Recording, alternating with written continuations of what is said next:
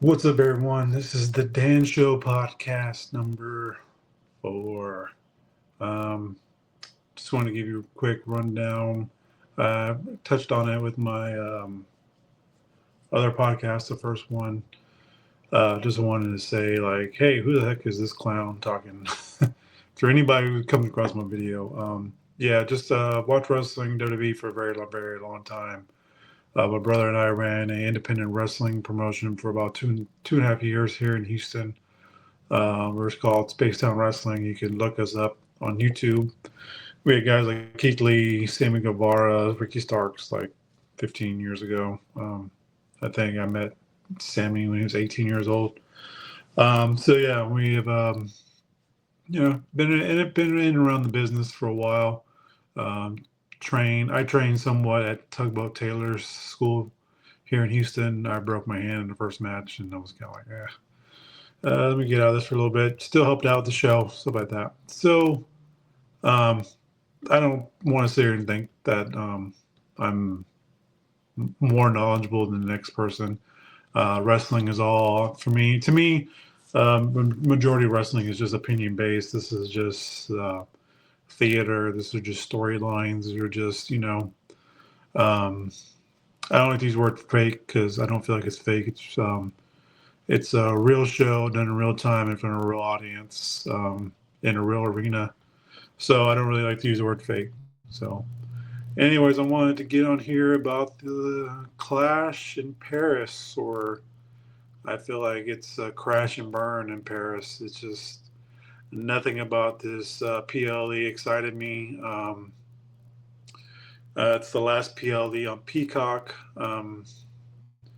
Yeah, nothing. No, I mean, Reigns versus Big Bronson Reed went about the way that I thought it was going to go about. Nikki Bella versus Becky Lynch. I don't know who asked for this match. This was just not good. Um, Nikki Bella's never been a really good wrestler. Um, she was good. She was what the division needed at the time when she was hot. Now I don't think she can keep up. Becky Lynch to me has been really phoning it in since she's come back. Um, just for me, just the character now is just not believable. And this isn't like me body shaming or nothing like that. She's lost a ton of weight. She's really skinny. I don't know. I don't really know what Becky Lynch's style is right now, other than talking a bunch of shit all the time. And I'll tell you, I was a fan of Becky Lynch when she did the whole, the man run, and everything like that. She impressed me a lot. Her matches got better. I'm trying to remember what match I saw. I think it was her and I know her and Oscar had a couple good matches. I think Becky and Bianca. I think they had a really good match. And I don't know, since Becky's been back, it's just to me, it just hasn't. This whole thing has not been hidden. It feels a little too forced. It's not as forced as the John Cena heel turn, but it's not resonating with me. Um, where I guess we're getting AJ Lee. The internet seems to feel that we are getting Nikki Bella as a swerve, which I really hope that WWE and Triple H do not do that because the Chicago crowd is not going to be happy. Everybody wants AJ Lee. It's a match that should happen. Um, yeah, I know they're building up to WrestlePalooza. That's another thing. Like, there's for me right now, there's just way too many PLEs, um, short builds, short storylines. It's just not for me. It's just not enticing enough. And and I get it I think it's just the time that we're in. People want this instant gratification. I was talking about on another podcast that we went from Saturday Night Main Event, and then Monday Punk won the number one contender, and then you had less than a 2 week build to SummerSlam, and it was just like, Jesus, this is and I get it, it's a different time, different day and age. We're in the social media I feel like this we should call this a social media era. Everything is for views, likes, that instant, like bam, what's going to be that wow factor? Yeah, it just I know. I mean it's good. I enjoy this. I don't know how to say. Everyone's looking forward to the next shock and wow event that knowing no one is really enjoying what is going on right now. Like the entire Gunther versus CM Punk match at SummerSlam. Like as soon as the match was over, everyone's heads turned right to the ramp, and it's just like, man, like you didn't even like you're not even enjoying what happened. You're not in the now. Like CM Punk just won the title after being gone for 10 years, and it's just like, oh, he won, and then everyone looks up to the ramp, and it's just like like you're not enjoying what's going on right now. You're not letting yourself um, enjoy the storyline. You're not, I had a bunch of friends like, "What do you think's happening?" I'm like, "I don't know. I'm just here to watch. Like, I think I know what's going to happen, but I'm just not. It doesn't happen. Then it doesn't happen." Um, so yeah. So okay. So we get. I need to watch the John Cena versus Logan Paul. I mean, I felt this match could have gone either way. John Cena could have put Logan Paul over, but ultimately, I think John Cena deserved to win the match. Um, because he's had no problem putting people over in the last couple of years. Um, what other match was on there? Can't remember. And yeah, the Fatal Four Way. It just I don't know. It just you kind of knew something wasn't like I said. You kind of knew something was gonna happen with Braun Breaker and Bronson Reed being uh, escorted out the building. So you knew there was gonna be something going on. And again, somebody came out, helped Seth Rollins. So yeah, yeah, it was a very, from what I can tell, very mediocre. Um, I didn't really think that this was going to um, push anything really going forward. You got Roman Reigns got the win, but then he got taken out, so he's going to be gone for a while. Becky, now she's tied up in a storyline with Seth Rollins, so that Intercontinental title and the World Heavyweight Championship will not be defended anytime soon. They're going to be a tag team match and stuff like that. Um, yeah, and I think Brock Lesnar's next for John Cena. And yeah, I think we're at a what now with Jey Uso and LA Knight. Just, I don't know. Everything to me just really seems like a mess. Like it just really feels like they're. It feels like everything just being bought, like time just being bought to get to the next thing, and then time's being bought to get to the next thing, and then to keep fans happy. Well, let's just do this. Let's have Becky Lynch join Seth Rollins, or let's have Brock Lesnar come back, and then Brock Lesnar's not back for another month and a half after that. So it's just like, it's.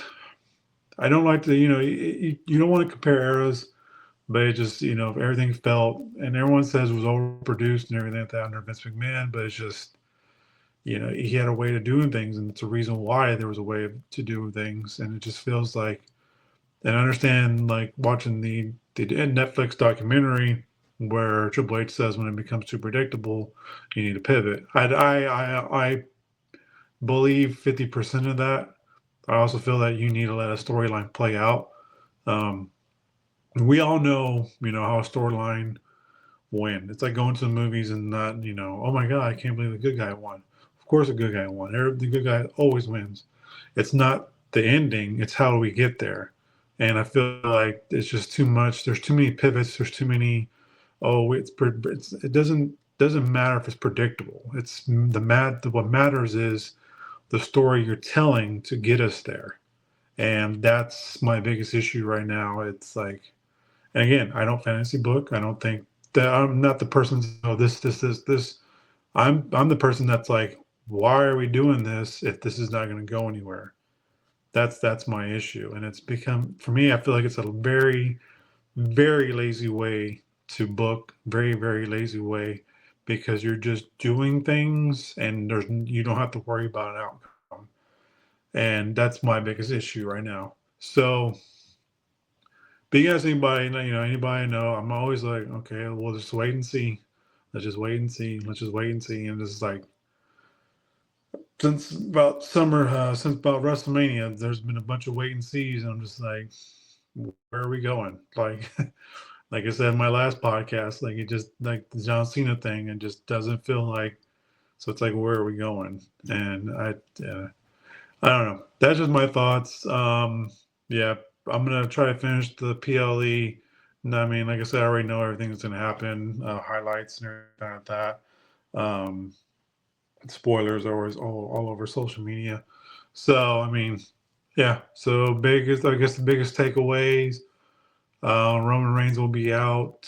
John Cena won, and then Becky Lynch teams up with Seth Rollins so that which I'm pretty sure AJ Lee's coming back. So we'll see what happens there. Uh, so titles won't be defended. No Cody Rhodes was at the no Cody Rhodes defending the title at PLE. So yeah, I don't know. It's a bit frustrating right now for me, just because I enjoy a good storyline. And right now, I just don't really feel like we're getting a solid storyline. I feel like we're at Well, we just had SummerSlam, so we're at Clash. Yeah, I really feel like they're going to drag this out to WrestleMania, which is going to be like, fuck. Which is like, fuck, man. Like, we got, what is that, 7 more months of this. So we'll see. These are just my thoughts. If you like to add anything, any questions, usually I write notes, so I'm just going off a whim here. I just I hadn't put up a podcast in a while, so these are just my thoughts that I'm just trying to regulate. Um, yeah, Clash of Paris, nothing exciting for me. Oh yeah.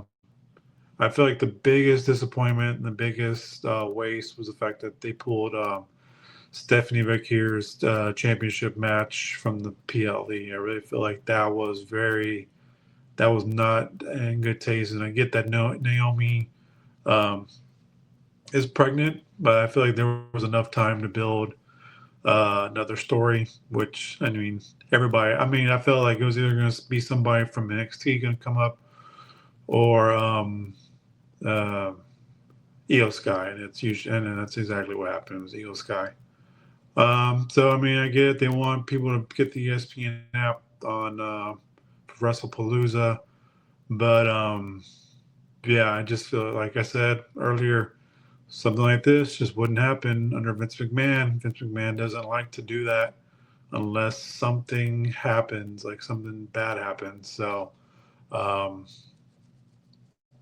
yeah, yeah, that's my takeaway. I feel like that was not in good taste. I felt that was really bad.